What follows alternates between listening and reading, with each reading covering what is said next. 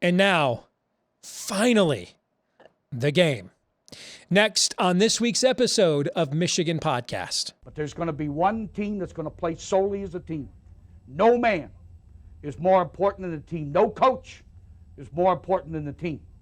The team, the team, the team. Looks deep for Anthony Carter. Waits for it. Hit. Caught. Hey, they said you can't beat Ohio State. Now what? Brady gets terrific. Throws it. Get it. Touchdown. Knight again. Schultz just before Brazil got him. And a leaping interception by Woodson. Harbaugh back to throw over the middle. Caught by Collier at the 5 on his feet. Touchdown, Michigan. On its way. It's good. He's 5'7", 179 pounds, a junior at Michigan. But Jamie Morris packs a wallop, and he delivers for Bo Schembechler. And here's your first play. Pressure coming. Sack. It is Glenn Steele, number 81, who fought his way through the traffic. Option. And Robinson calls his own number, and he's going to score. Oh, an easy touchdown for Robinson and Michigan.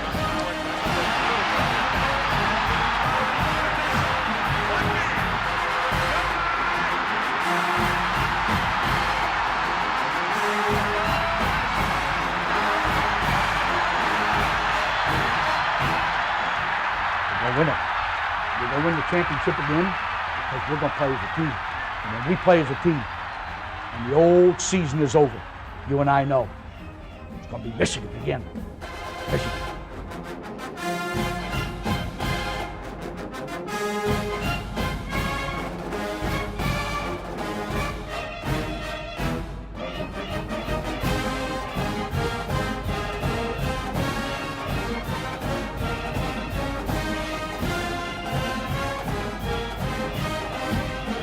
Go Blue, I'm Steve Deace. Welcome to a very important edition of Michigan Podcast because we are on the brink of the game. And yes, it is a rivalry again. And yes, this is one of the biggest in recent vintage, at least the biggest since 2006 when they were 1-2 in the country and undefeated. Now Michigan and Ohio State are number 2 and 3 respectively in the country and undefeated. And you can bet this will be the most watched regular season game of the entire season on Big Noon Saturday. A lot could be determined. Playoffs, the Big Ten, maybe even the Heisman Trophy, maybe 2 spots in the playoffs could be determined on Saturday. We'll get to all of that and more here right after I first tell you about our partners over at Prize Picks. Prize Picks is the easy way to play daily fantasy. Just pick a few players, anywhere from 2 to 5, and an over-under on their projections, and you can win up to 10 times what you wagered on any entry. Lots of great propositions out there on various sports that you can go ahead and invest in over at Prize Picks, the award-winning, easy-to-use mobile app that is both available on the Apple App Store as well as Google Play. So far with Prize Picks, I'm 11-9, making 2 prop predictions each week here on the show. And this week, I know I'm going to win at least one because Prize Picks has given us a Thanksgiving weekend freebie with Jamar Jefferson, the outstanding receiver for the Minnesota Vikings. Essentially, all he's got to do is catch a ball, and we get the over on that. So I'll take that as a W. So I know that guarantees I'll be at least 12-9. My other prize pick this week, I'm going to go J.J. McCarthy over 15.5 rushing yards. J.J. McCarthy over 15.5 rushing yards. He's going to have to be more involved in the rushing game than he has been all season because of how banged up Michigan is in the backfield. And plus, I think they've been saving it for this game anyway. So I'm going to predict J.J. McCarthy to go over 15.5 rushing yards for my second pick for Prize Picks this week. And remember that Prize Picks is the best legal way to play player props in states like California, Florida, Texas, and of course, Michigan. Download the Prize Picks app today. Set up your account. Use the promo code Michigan when you do, and you'll get an instant deposit match of up to $100. That's right. Use the promo code Michigan when you do, and get an instant deposit match of up to $100 from Prize Picks. Download the app today in the Apple App Store or Google Play, and use that promo code Michigan for an instant deposit match of up to $100. The best thing we can say is that it is a rivalry again. What Michigan did last year was not a win. It was an exorcism. This is the first time that I think it is actually possible that Michigan could go down to Columbus and win. In 2018, when Michigan was favored, something just didn't feel right. I remember watching the pregame warmups. Michigan looked so tight in that game. This time, I think they have the culture, the approach, and the talent to go down there and get their first win in the horseshoe since before any of my children were born. Michigan has not won there since 2000. I just married my oldest daughter last month. She wasn't born yet. That's how long it's been. The problem that Michigan has is it's a pretty beat-up football team right now. Now, Ohio State's got key injuries too.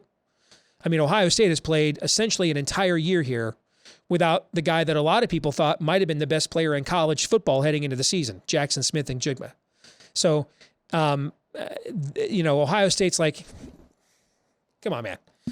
Cry me a river on the injury front, all right?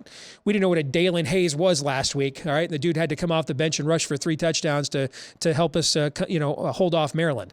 So I get it. Everybody's beat up. For Michigan, though, I mean, they played without 7 starters last week. You had a couple more guys get banged up in the game. And I think that's where the difference between the injuries hurting Michigan and Ohio State more is that Ohio State has a much more diversified attack than Michigan does. So not having Blake Corum or Donovan Edwards 100%, and if I had to guess, they'll both play. I mean, let's face it, anybody who has motor function and can safely walk is playing in this one, okay, for the winged helmets. Anybody in a winged helmet that isn't, on an endangered species list or capable of functioning normally, even if not excellently, is going to play on Saturday. But how effective? You got Mike Morris. There's some talk. Maybe it's a high ankle sprain. I don't know. How many snaps can he give you? I don't know. One of the things you worry about with Blake Corum, if it's a bruised knee, that's what was reported in the post game. All right. So, okay, you think he's going to be able to go. He can handle the pain. You build your game plan around that. Things are looking good. Maybe you're up 7-0 or 7-3 early on. Takes a helmet on that knee. Bammo, he's done. Rest of the game. And now you're at the point where you have to completely adjust the game plan again. And yes, you can say, well, Steve, injuries happen in football all the time. That could happen any week to any player, regardless of what their current condition is. True, but it's a little different when you know going in that the possibility of such a thing is increased because of a pre-existing condition. So I don't know. I suspect, and I want to be wrong. Believe me, I want to be wrong.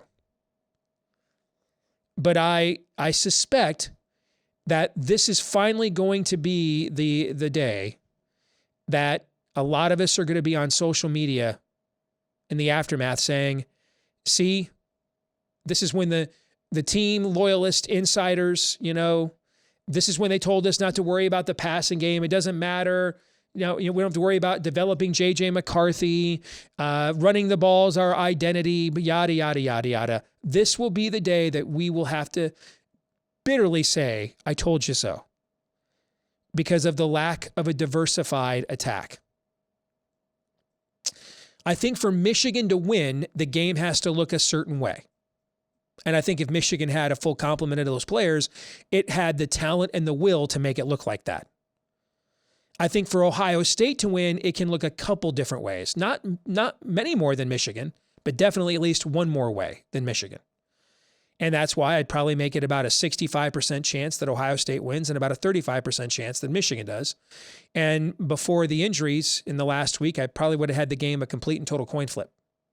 Because it is a fascinating matchup. In many respects, it's like an NCAA tournament basketball game where you have the one team that comes in that wants to get up and down the court, The other team that wants to play it out half court, possession by possession.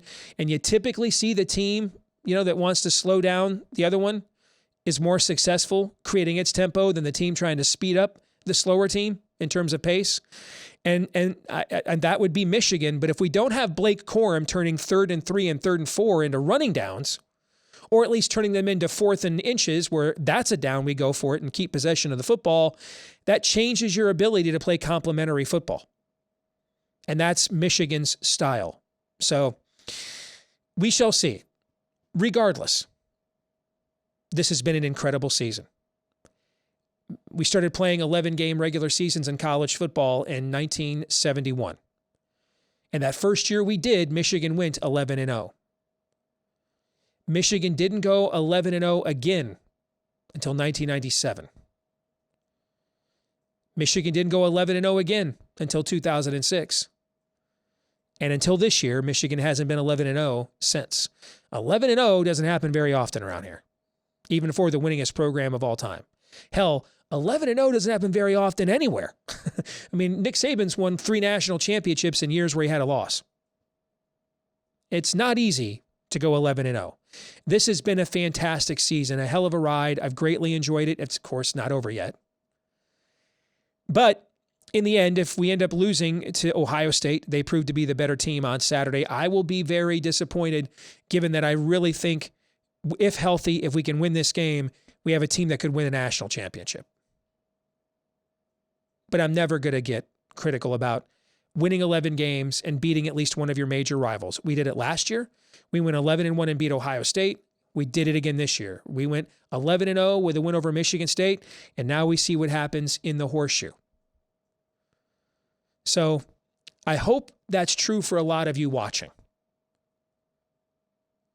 If we come to a point as a fan base that 11-0 and then you lose the last game and it's like your team sucks, it's important.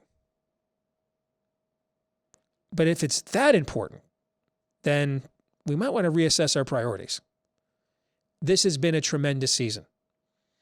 And to follow up last year's breakthrough with this year's consistent dominance, there are only 2 teams in all of college football this year that have won the stat battle in every game. Georgia is one, Michigan's the other. So, and I still think there is probably at least a 50% chance that if the game is relatively close Saturday and Michigan loses, Michigan is still going to the playoff, which, by the way, I'm not even advocating for because I want to go to the Rose Bowl really bad. I've got a standing invitation to take my son out there. I want to take advantage of it for a father-son moment.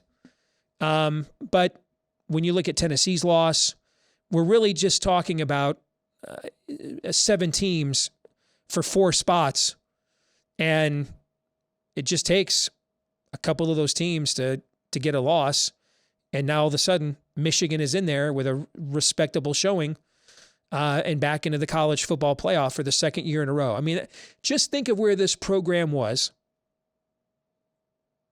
at this time 2 years ago. Many of us, myself included, thought there needed to be a coaching change. And now you look at where we are now, and we've won 23 of our last 25 games. We're heading into the Ohio State game, and the worst we're going to do is the Rose Bowl. You bet your ass I'm going to be thankful for that and enjoy it. So, yeah, if we lose on Saturday, I will be crushed. Not because I think it undermines the whole of the season behind us, but because it may limit our ability to reach what I think is national championship potential with this team. But I'm never going to complain about going 11-1 and beating one of our major rivals. I hope we do that every single year. And I hope you feel the same way. When we come back, we'll go in depth on the game itself with our friend Mark Rogers here next.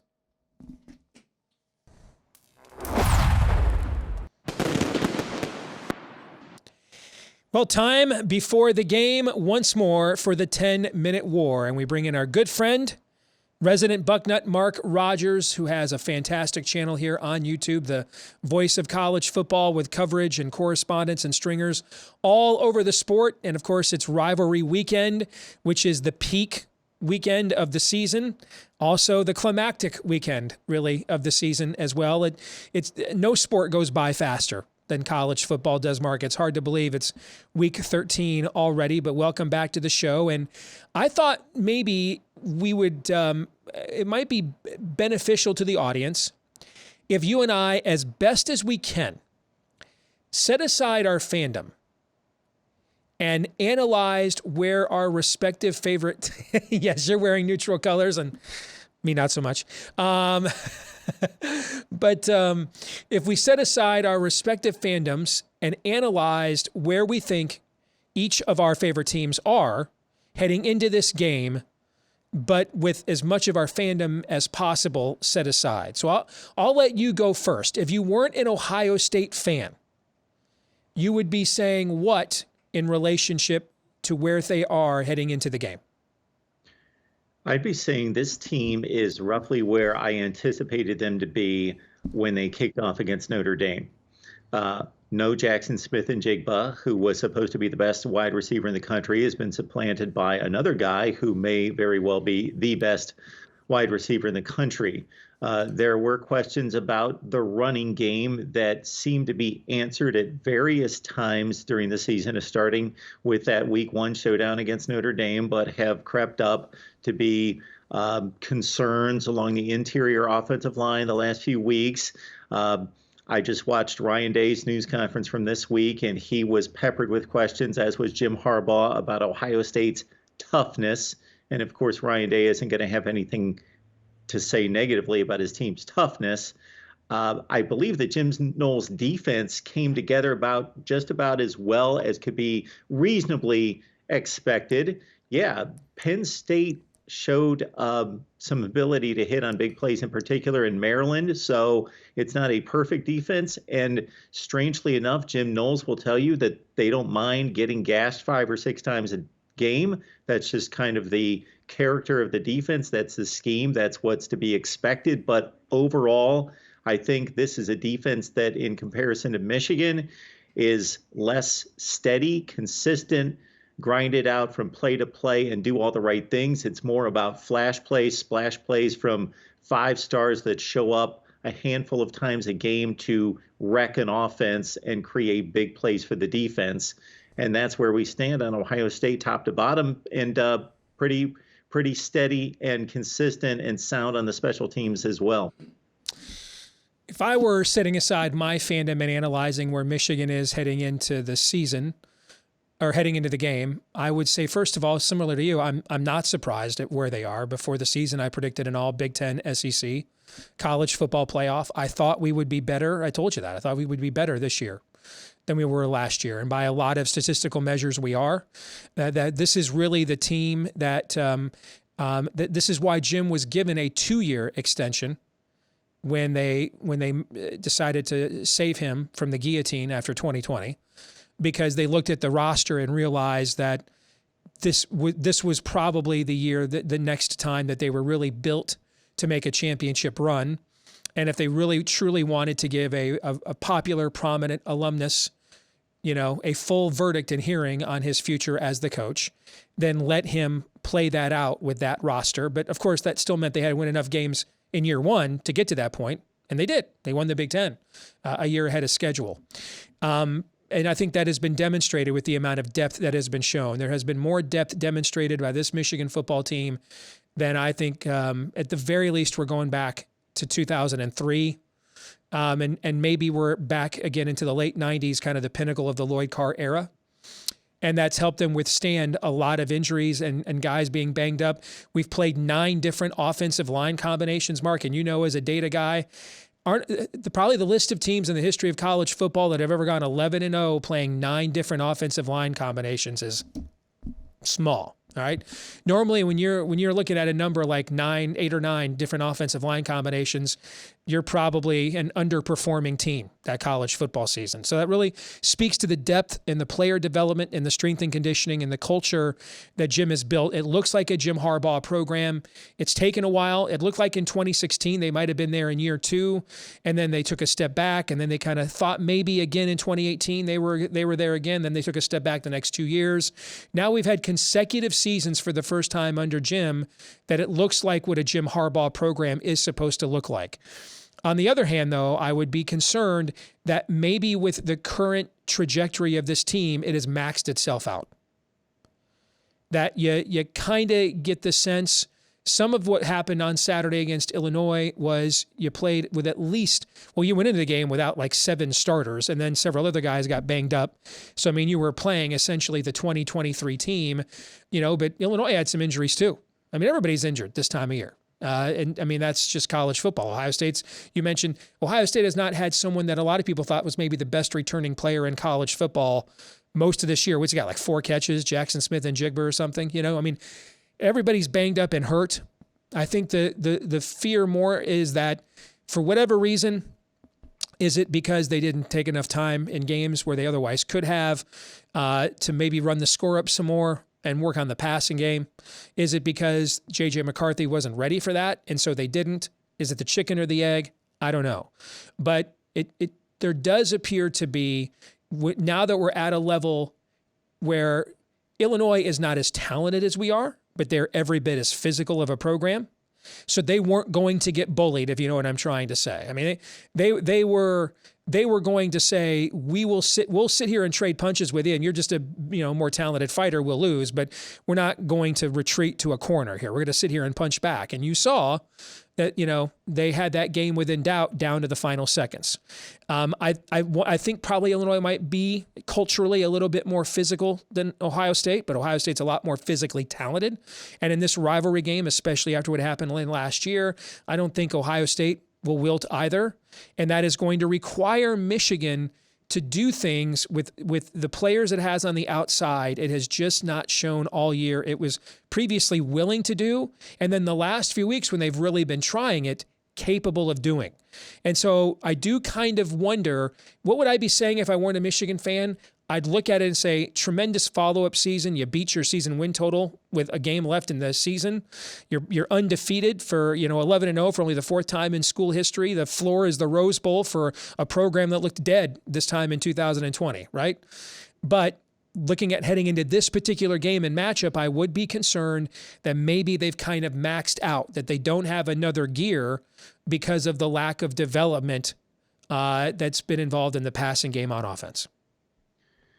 Ohio State's worst unit on either side of the ball is a serviceable secondary. It's good. It's solid. Obviously, they've recruited 4 stars in the entire secondary. However, it's not a strong secondary by most measurements of where it should be to gun for a Big Ten and a national championship. But I don't know that Michigan's wide receiver core, and this is probably most surprising to me looking at the other side, is that Michigan's passing game is not developed. While I have been exceedingly impressed with and we think of run game as just being, okay, are you big enough, fast enough, physical enough to run the football? But I think the cohesion and the unit working together along the offensive front is just so impressive. It's not just, okay, we can push those guys downfield. The way they work together along the offensive front and in sync with the running backs is mighty impressive. And it's an upgrade from even what they had last year. But the lack of development by the wide receivers in the passing game is, I don't want to say it's alarming. They've got the potential to do it, and maybe they'll break out against Ohio State because, again, Ohio State's secondary is not awful. They've had worse ones in the last 5 years, but it's only serviceable. The linebacking core is so much better with Tommy Eichenberg turning into a star. Steele Chambers is near that level. So the Ohio State defense has been better, but they're masking a secondary that has leakage. Let's get to one of the X factors, at least according to your fan base, the weather. Last forecast that I saw about an hour ago, highs in the low 50s and rain. At least a 60% chance of rain right now. And it could be rain that's fairly, from what they're forecasting right now, you and I are recording this on a Tuesday, it could be rain that is fairly steady throughout the course of the time that the game would be played. That says what to you about what result we'll see on Saturday?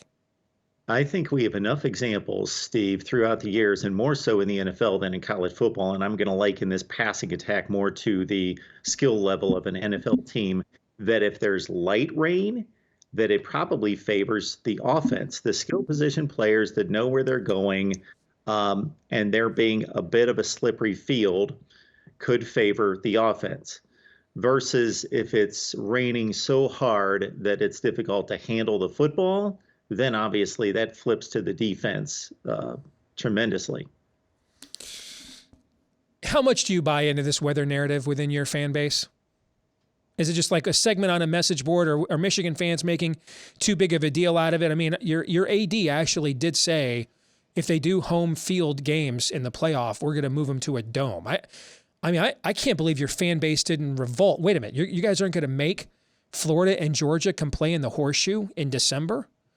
We don't want to do that, but maybe it's just because of the style you guys have played. That is just not a thing in your fan base anymore. And I'm holding on to, nostalgic memories of a different era when you and I were growing up. As soon as you started to ask that question, I immediately went to Gene Smith, the AD, and what he had to say about that. Yeah. Because that would be my first response was, regardless of what the players and the coaches and everybody else thinks, he's sending a message. It's like when any leader of any organization or corporation makes a statement, it means something. It means a lot. And to be that admittant to, we want to be that type of program and we want to be viewed as soft, he obviously didn't measure his words, or he truly believes that. They have built a program that's founded on throwing the football at a high level, and that is hurt by playing in the Midwest in November at times.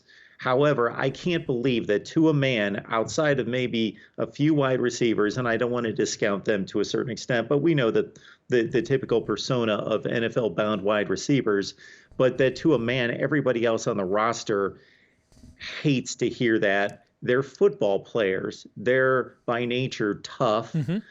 And resilient, maybe not in comparison to another program, but by nature, more than the rest of us human beings walking around that didn't play at that level. They are tough-minded. They want to be known for that. And Ryan Day is trying to instill that. And I don't believe that that's window dressing. I believe that he recognized that issue. It was obviously, shoved down his throat, both by the Michigan offense and by the media afterwards. So he recognizes that it's still a physical sport. It's not as physical as it was years ago by nature of the rule changes and so forth, but it's still a collision sport, not even a contact sport. And to win and to be the best, you have to be physical. Well said. And I believe that weather gets bad in Green Bay, Wisconsin at times, if memory serves, right?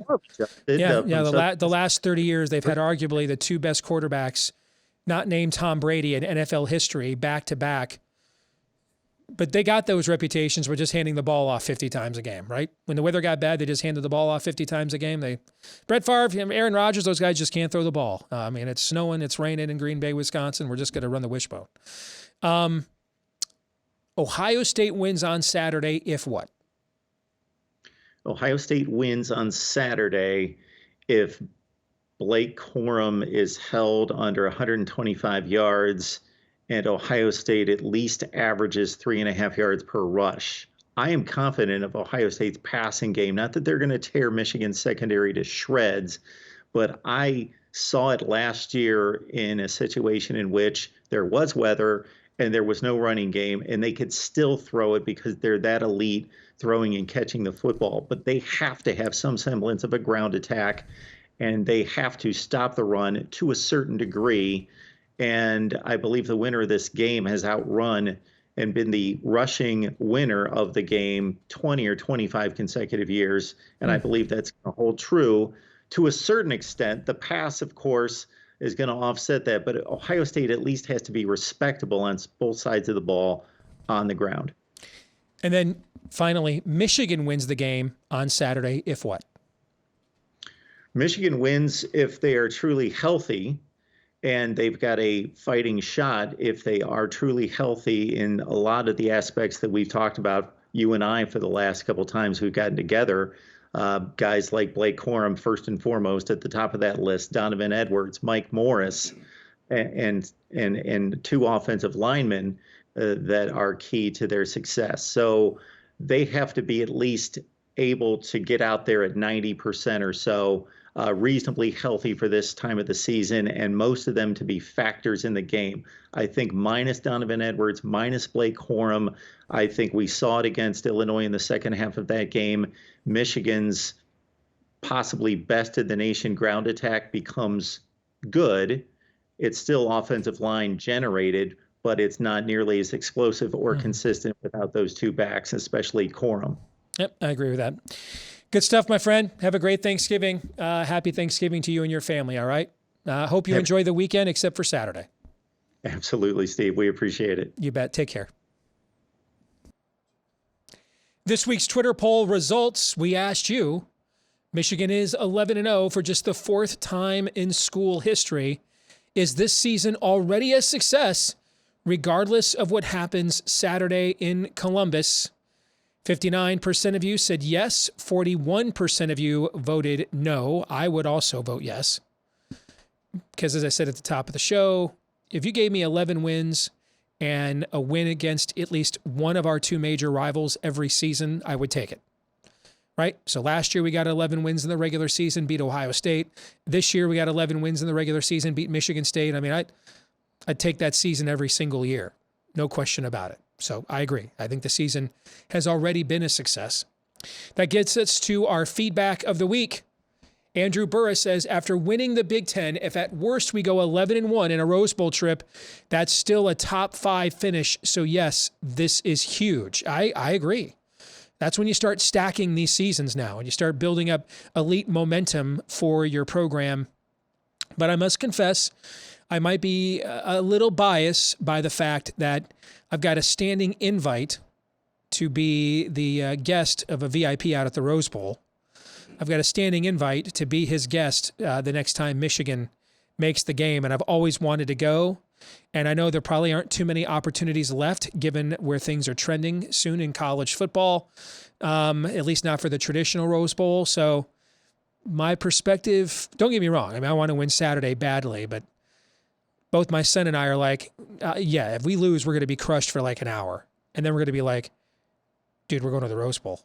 Right? So I might be a little bit biased given that opportunity I had to do that with my boy. And if that wasn't there, maybe I wouldn't be as forgiving. I don't know. How about we just win on Saturday and don't have to find out? I like that plan. That'll do it for this week's episode of Michigan Podcast. Happy Thanksgiving to all of you. And regardless of where you stand on the game, I know we have a huge throng of Bucknuts. We kid because we care. We love you guys too. I know a lot of you rubberneck this show every week. And we appreciate that. Your views count just the same. We want you to have a happy Thanksgiving as well as all of you with those cotton-picking maize and blue hearts. And hopefully, if it doesn't go our way Saturday, it doesn't ruin your Thanksgiving weekend. You're still thankful, still live in the greatest country on earth. If it does go your way, then it just adds a little bit extra to those sweet potatoes and that pumpkin pie and those leftovers. I mean, last year's win wasn't a win. It was an exorcism. I don't even know how I'd react to winning a game in the shoe. That hasn't happened since 2000. Since 2000. I mean, I didn't have any kids. I just married my daughter about a month and a half ago. She wasn't born the last time we won a game down there. So I'm not sure how I would react. I'll probably just sit in silence and ponder and meditate on it for a half an hour before I even begin to celebrate. Anyway, it's been a great season. It will continue on here on Michigan Podcast right after the long weekend. And I hope you all have a great holiday. Don't forget to like, rate, subscribe, share, 5-star review, whether it's here on YouTube or you're listening on iTunes or Stitcher. Thanks to all of you that do that. Please leave us a 5-star review as well. Help us to find more Michigan fans just like you. And until the next time, once more, have a great holiday and go Blue.